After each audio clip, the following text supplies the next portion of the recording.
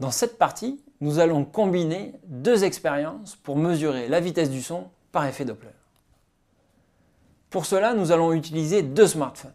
Un premier smartphone T1 va fonctionner en pendule et va émettre un signal sonore à f0.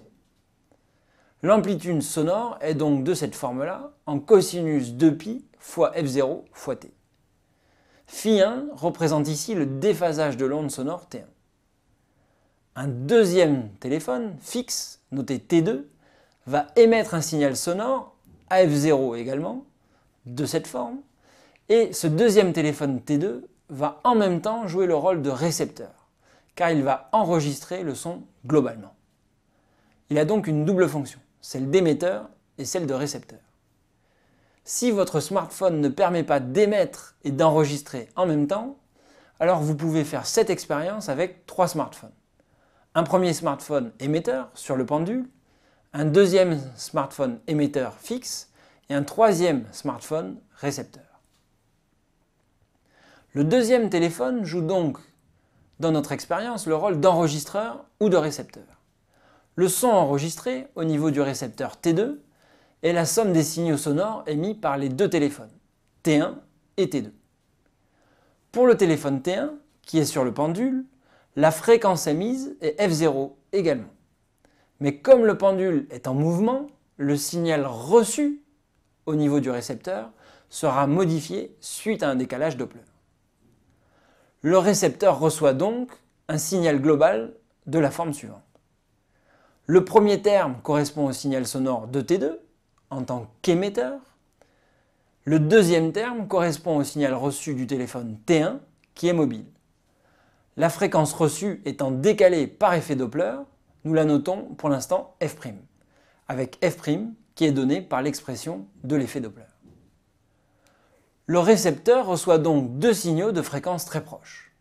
Il apparaît donc, à votre avis, effectivement il apparaît un phénomène de battement. En notant f0 moins f', le décalage Doppler delta f Doppler, nous pouvons réécrire le signal reçu comme ceci. Ici, il faut se rappeler que le décalage Doppler, delta f Doppler, dépend de la vitesse du pendule, ou plutôt de la vitesse du téléphone T1 qui oscille sur le pendule. Si la vitesse du pendule était constante, alors le décalage Doppler delta f Doppler serait constant au cours du temps. Et donc nous obtiendrions des battements comme précédemment, avec la période de battement donnée par 1 sur delta f Doppler. Mais dans notre cas, la vitesse du pendule varie en fonction du temps, comme nous l'avons vu sur l'étude du pendule. Donc qu'allons-nous observer? Regardons la vidéo de l'expérience pour le savoir. Nous commençons par allumer le smartphone T2 pour enregistrer et émettre un signal sonore. Ensuite, nous lâchons le smartphone T1 qui oscille et émet un signal sonore.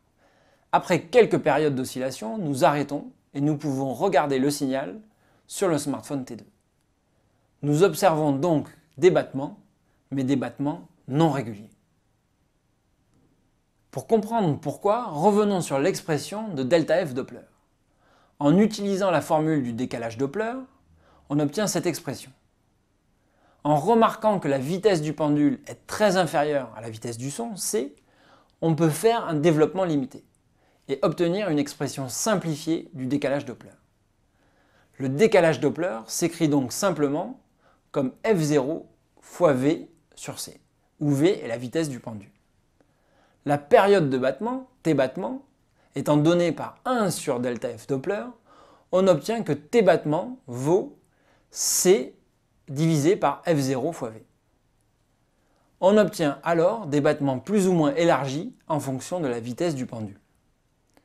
Si la vitesse du pendule est faible, la période de battement est grande. Et si la vitesse du pendule est élevée, les battements sont plus resserrés. On peut donc comprendre le signal reçu observé. Le pendule oscille. Son angle d'inclinaison et sa vitesse varient comme indiqué sur ces graphiques. Dans le signal reçu, on peut observer une région avec des battements très resserrés. Cela signifie, d'après ce que nous avons dit précédemment, que la vitesse du pendule est élevée. Ce battement correspondent donc à la position du pendule où la vitesse est maximale. C'est donc la position verticale, comme on peut le voir sur le graphique de la vitesse et de l'angle d'inclinaison. Sur le signal reçu, on observe également une région avec des battements très étendus. Ce battement correspond à une vitesse du pendule faible, proche de 0. Ce battement correspond donc au moment du rebroussement entre l'aller et le retour du pendule. Nous avons donc décrypté le signal sonore enregistré. Voyons maintenant comment en déduire la vitesse du son. Pour déterminer la vitesse du son, il suffit de relier la période de battement, du battement le plus resserré par exemple, à la vitesse du pendule pour ce battement.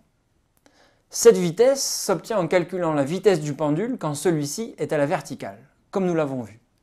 Et d'après les rappels théoriques sur le pendule qui ont été donnés dans une partie précédente, on trouve que la vitesse max est donnée par la racine de 2GL, L étant la longueur du pendule, fois 1 moins cosinus phi 0. Nous avons utilisé dans l'expérience une fréquence f0 de 12 750 Hz. Par la mesure de la période de battement, nous avons déterminé expérimentalement ΔF Doppler. Théoriquement, le décalage Doppler s'exprime en fonction de f0, v et c. On s'attend donc ici à cette loi. V égale c fois ΔF Doppler sur f0.